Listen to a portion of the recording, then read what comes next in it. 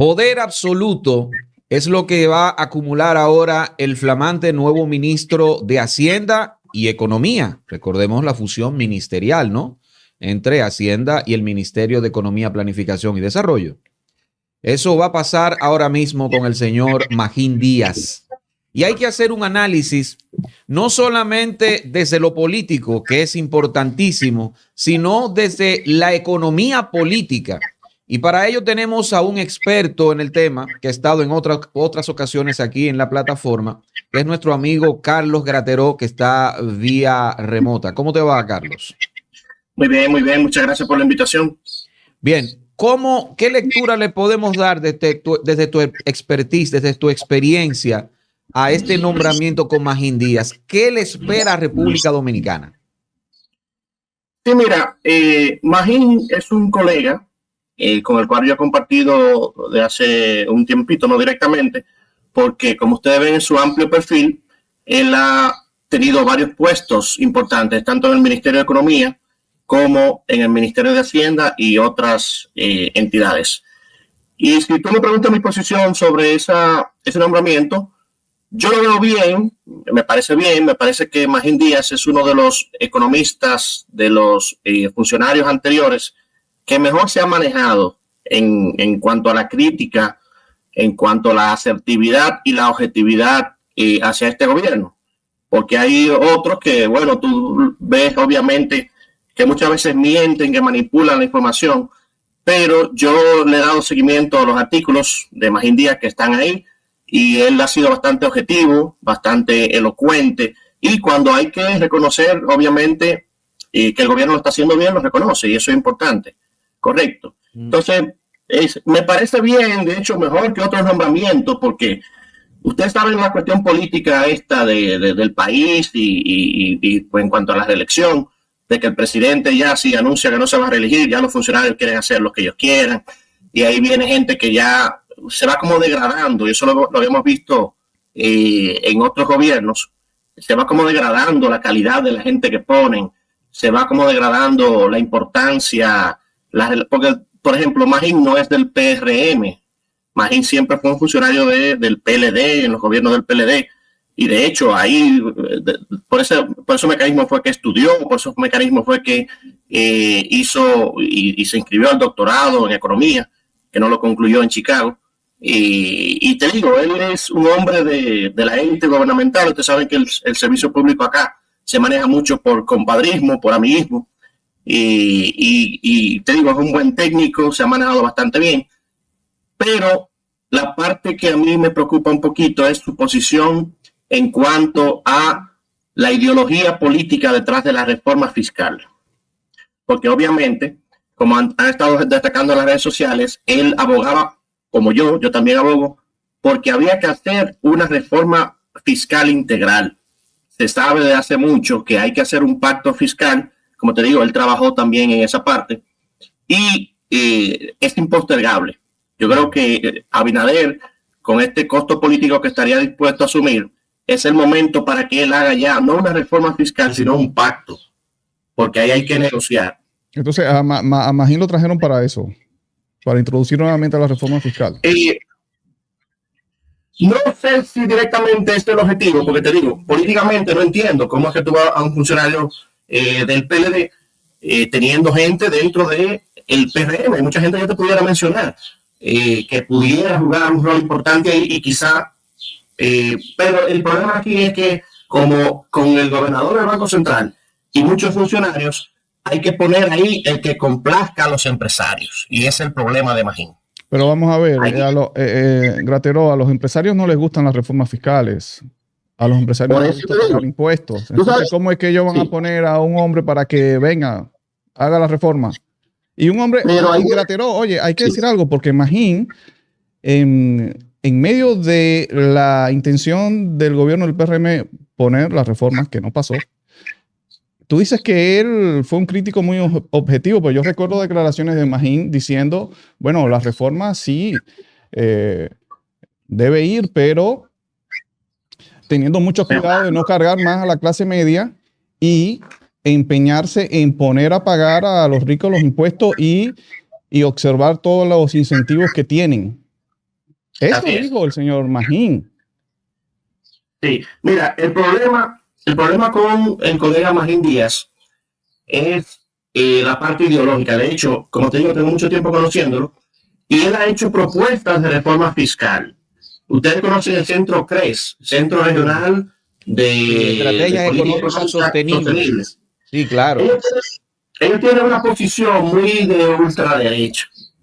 Ellos dicen que aquí no se necesita más dinero. Ellos dicen aquí que el gobierno gasta mucho y bueno, se puede eficientizar, pero la realidad, señores, es que aquí no tenemos agua potable. El agua de aquí no es potable y no llega como debería ser 7 días a la semana. De hecho, estos días me hacían una entrevista sobre el sector eléctrico, señores, y eso es un desastre. ¿Por qué? Porque es de los únicos sectores donde estamos peor que antes de la pandemia. Entonces, ¿cuál es el problema? Principalmente el problema es financiamiento. Entonces tú por cuestiones ideológicas me vienes a decir, no, que el gobierno gasta mucho. Aquella posición filosófica, ¿no? De que el gobierno tiene que ser mínimo porque hay corrupción. Pero bueno, corrupción hay en todo estamento donde haya seres humanos. Donde haya seres humanos va a haber corrupción y lo que debe haber es cero impunidad, no impunidad y políticas anticorrupción. Pero el hecho es que, y de hecho yo tuve una discusión con ellos en las redes sociales, donde mucha gente lo aplaudió en mi posición, con el CRES me estoy refiriendo, porque ellos dicen, por ejemplo, mira, los países más ricos son los que menos gastan y los que menos impuestos cobran, pero eso es falso y lo hacen con un error metodológico. La realidad es que los países hoy en día que tienen mejor calidad de vida son los que tienen mayor cantidad de impuestos que cobra el gobierno y además son los que más gastan. En Estados Unidos tú ves que hasta por hijos te dan un subsidio, te devuelven impuestos. Eso lo hace precisamente un gobierno que tiene recursos y que recauda recursos para hacerlo. Pero como te digo, si tú en educación, en salud, tenemos los gastos de los más bajos todavía. Entonces, hay mucho que invertir. O sea, yo filosóficamente aspiro más a un gobierno eficiente que a un gobierno mínimo. No, tampoco un gobierno totalitario que lo haga todo, porque obviamente no lo puede. Tiene que fomentar el sector privado, el emprendedurismo y todo eso, los sectores productivos. Pero obviamente hay que entender la población dominicana. Somos una población pobre, ¿no? Todavía los ingresos son bajos, la productividad en la economía es baja y tú no puedes pretender que se va a manejar como una economía rica como Estados Unidos. ¿Correcto? ¿Tú dices que esa es la visión de Magín? El Estado pequeño. Sí. De hecho, él propuso una reforma fiscal mediante el CRES, que obviamente yo no estoy de acuerdo para nada. Aquí, obviamente, hay que hacer una reforma fiscal para aportar al fisco de 2 a un 5% más del PIB, ¿verdad? Porque no podemos vivir financiándonos siempre. Es un problema y, bueno, el anterior ministro de Hacienda fue exitoso en ese sentido, en tomar préstamos. Bueno, nos salió más barato, pero bueno, tiene que pagarlo con todo y eso. Entonces, no podemos vivir así endeudándonos. Tenemos que hacer una reforma fiscal realmente y tenemos que llevar políticas públicas y calidad de vida a la gente. Por ejemplo, ese problema del agua, ese problema de los apagones, señores.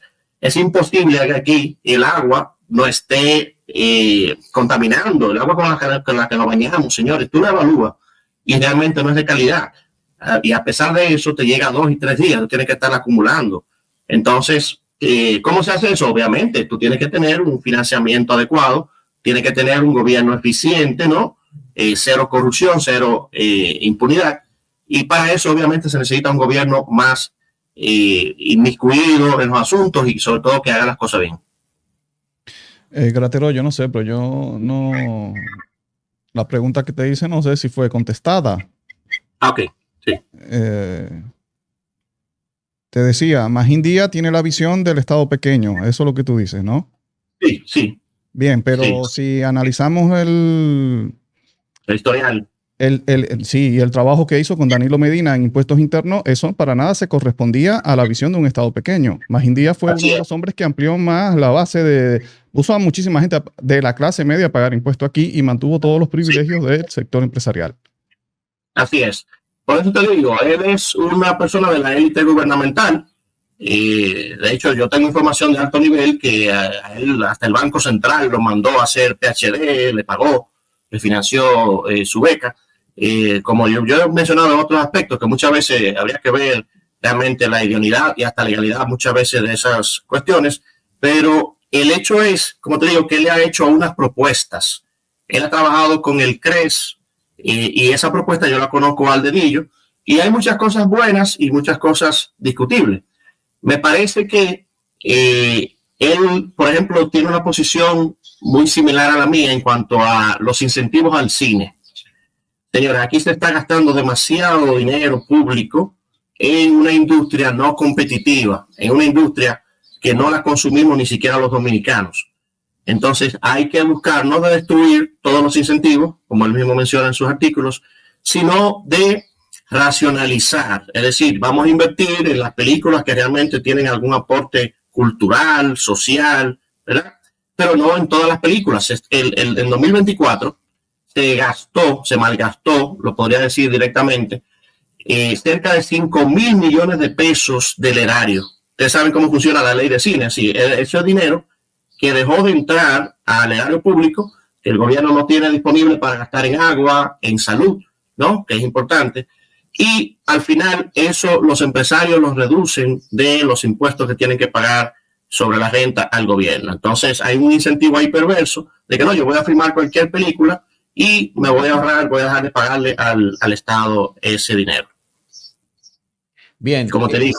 Óyeme, Carlos, y a nivel de, ¿qué te digo? A nivel de recaudación, ¿cómo tú ves qué podría pasar en los próximos meses? Porque este hombre estuvo en impuestos internos, Magín Díaz, es un hombre que cuando hace el trabajo político, porque vamos a hablar claro, él persiguió por evasión de impuestos a empresarios que respondían a la oposición y a la oposición inclusive dentro del PLD, porque inclusive se arrestaron a empresarios de Leonel Fernández.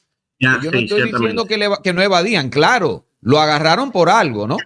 Pero, claro, ¿qué se espera ahora a nivel de recaudación con el señor Magín Díaz? Porque es lo que dice Maracayo. Me extrañó ver al CONEP apoyando eso.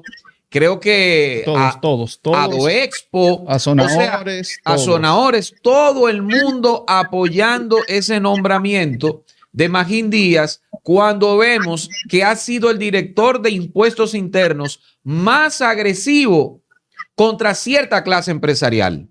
Sí, entre comillas agresivo, ¿verdad? Porque aquí hay un problema. Exacto. Bueno, lo digo entrecomillado por interés determinado, pero afrenta al fin.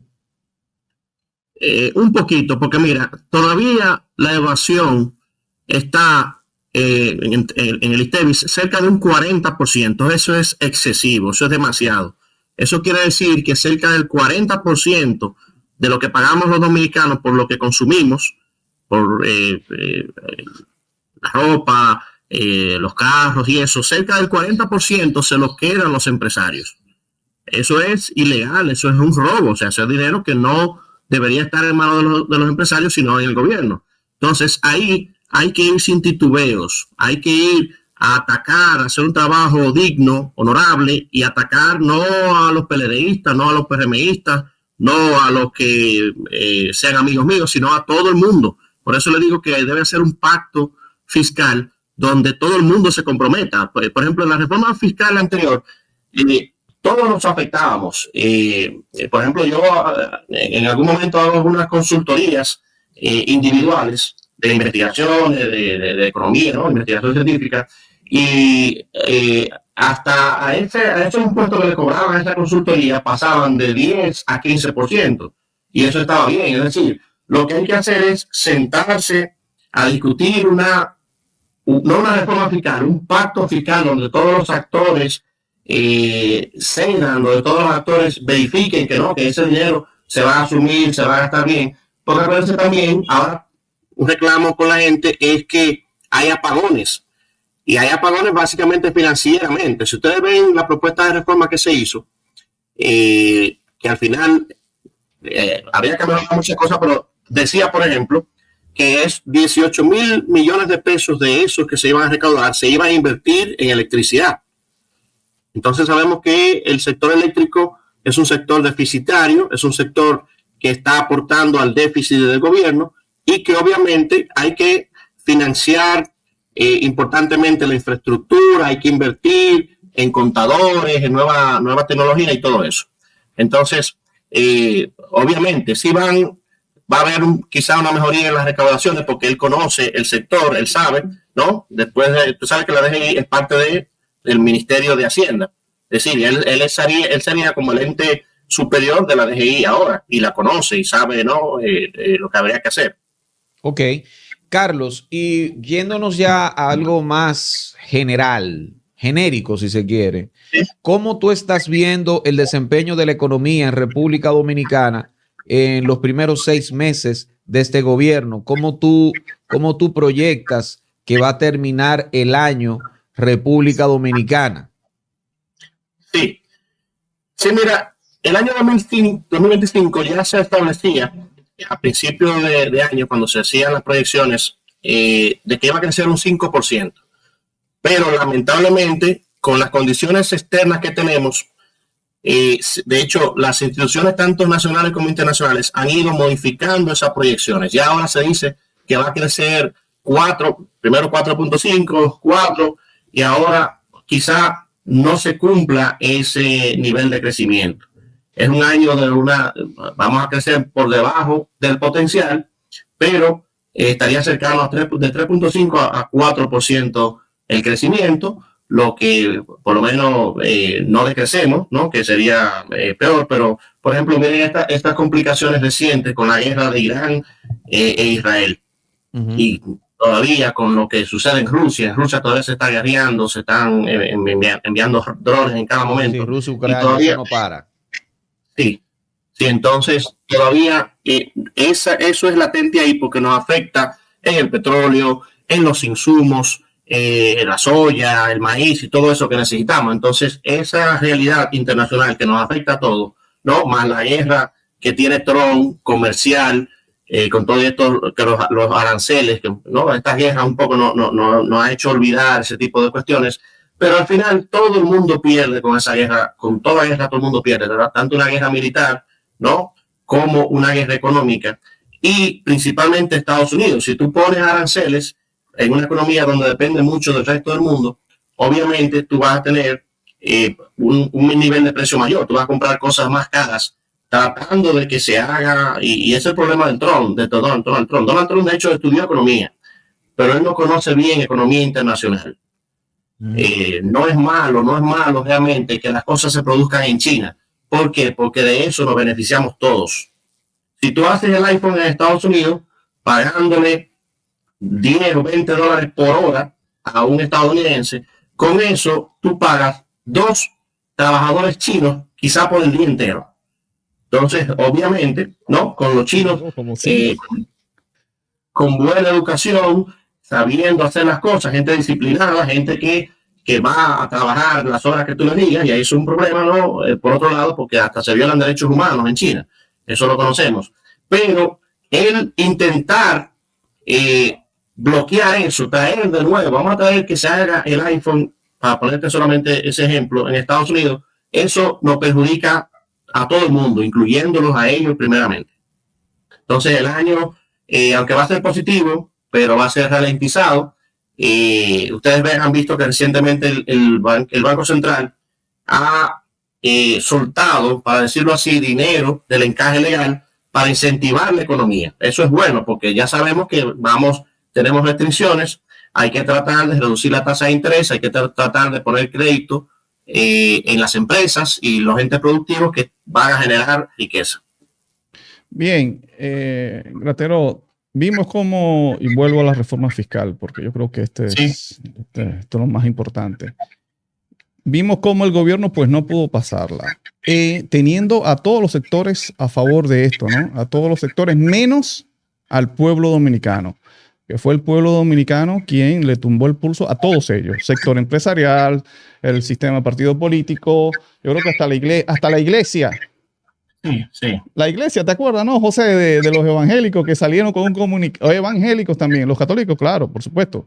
Pero los evangélicos recuerdan que salieron a predicar las bondades de la reforma fiscal. O sea, todos estaban de acuerdo con esto y fue el pueblo que ganó esta batalla, los cacerolazos espontáneos. ¿Recuerdas eso, no? Sí, claro. Bien. Ahora, el gobierno no lo pudo introducir. Ya claramente con este nombramiento de Magín, que el hombre vino a hacer este trabajo, porque esto no es un cambio rutinario. ¿Cómo va a ser un cambio rutinario de un gobierno poniendo a un exfuncionario de la oposición? No puede ser un cambio rutinario. Este hombre vino a hacer un trabajo específico. Y es esto, la reforma fiscal. Ahora, ¿qué el gobierno ha hecho distinto para justificar ahora, para decirle a ese pueblo que se paró en dos patas para decir, no, esto no va? ¿Qué tú crees que el gobierno le puede justificar al pueblo dominicano para decir, no, miren, vamos a ponerla ahora, vamos a introducirla ahora? Cuando porque esto es paradójico y es contradictorio, es el presidente Luis Abinader que no pierde oportunidad para decir lo bien que estamos nosotros económicamente. Entonces, Carlos, vamos a ver, ¿cuál sería la estrategia, la justificación ahora del gobierno para decirle al pueblo, miren, la reforma tiene que ir? Cuando nosotros estamos bollando, o sea, nosotros somos de la economía número 1 en la región, según el presidente de la República. Sí, bueno, no es oficial que Magín vaya a instaurar el objetivo de aprobar una reforma fiscal. Todavía no se ha dicho, ¿no? El gobierno obviamente echó para atrás con la reforma fiscal por todo el estudio que se correctó, ¿no? Hay un feedback. Aquí, no sé si ustedes lo escuchan. No, tranquilo, dale, no importa. Sí. Entonces, al final no es oficial, pero tenemos un ministro que es pro reforma. Tenemos un ministro que abogaba porque se haga la reforma, es decir, y sobre todo es el último periodo ya de Luis Abinader y quizás sería el momento para que se haga. Pero el gobierno obviamente tiene que arreglar esos entuertos que había en esta propuesta. Fiscalizar a la iglesia, poner impuestos a las iglesias, era una posición radical de gente anti-iglesias que estaban en el gobierno. Entonces, no tiene mucho sentido ponerle impuestos a gente que quizás necesiten ayuda del gobierno. El gobierno aquí ayuda a las iglesias todas, es absurdo y debería ayudar a todas. Entonces, hay que hacer un pacto fiscal, no solamente para reforma, llamar a todos los sectores. Eso, por ejemplo, de poner impuestos al cerdo es problemático, porque bueno, también los ricos están pagando el cerdo como lo paga el pobre, pero hay que buscar mecanismos para cargarle más impuestos a los ricos, que sean los pobres los que menos estén afectados en este caso. Bien. Muchas gracias, Carlos Grateró, economista, por estar con nosotros tratando de entender a qué esperar de Magín Díaz, ahora con poderes redoblados, porque además de ministro de Hacienda, también es ministro de Economía tras esa fusión. Esta es La Quinta Pata. José Maracayo, Edwin Cruz. Recuerda suscribirte, activar campanita, darle a me gusta para seguir creciendo, compartir y todo eso.